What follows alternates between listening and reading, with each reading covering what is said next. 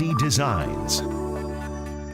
I bet we're all interested in the forecast, though, because it's important when you go outside. Indeed. So I don't mean to be a little wimpy about it, but the wind was a little cutting today. No, I'm with you. Being picky, sorry. The wind chill was a factor, but that was on the heels of polar air, and we know when we have polar air, that means dry air. Nice and pretty. And that means clear skies. That's true. And tonight's going to be a great one for sky gazing. Don't forget, now the eclipse isn't until tomorrow morning when you look west, but we have a super moon rising right now. It should be a great sight, and yes, there will be some inland frost, but we are not going to have a major freeze around the area. Here's another look at the polar blue sky and the conditions. 55 degrees, but look at the dew point way down there. The air is dry, and that supports the idea of clear skies tonight for whatever your sky gazing may be, even if it's just glimpsing out the window. So again, a supermoon now occurs when the full moon is at perigee. That's tonight.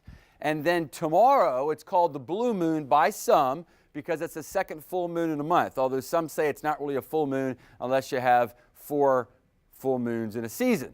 All right, then there's the blood moon because of the accumulation of the sunrises and sunsets you see. Now, all of this is not actually occurring at the same time, so there's a whole debate about whether or not this is really the first time that this has happened in 150 years, but whatever you want to call it, it's still a great thing, I think, to view, to observe, to appreciate. And again, tomorrow morning, and I'm headlining Look West because typically we look east at the rising moon, but the partial eclipse begins tomorrow morning as our moon is setting hard on the western sky. Okay, that's astronomy, that's math, and that's going to be to the minute. Guaranteed. Now to, well, this is hindsight, really. This is 2020. This is what happened, so this is going to be pretty accurate as well. We have flood warnings because of those heavy rains we had on Sunday night and Monday morning for the St. Mary's and the Santa Fe, but we're just talking about minor flooding. And so the main concern here is if we continue to have more wet events over the next, well, month, and you know what? I think we're going to. Deep Creek also continues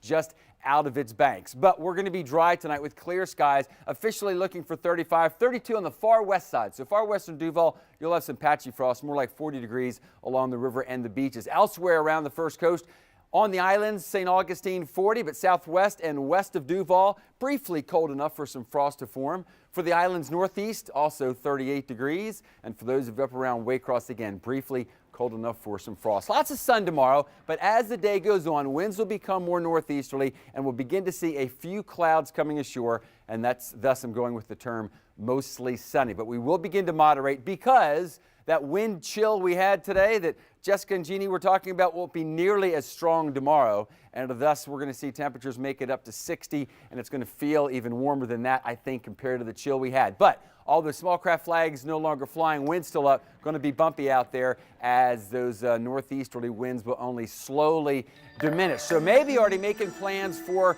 the weekend. At the present time, kind of like last weekend, it looks like Saturday is the dry day, although windy. Next chance of widespread rain Sunday, although that might not be until late Sunday.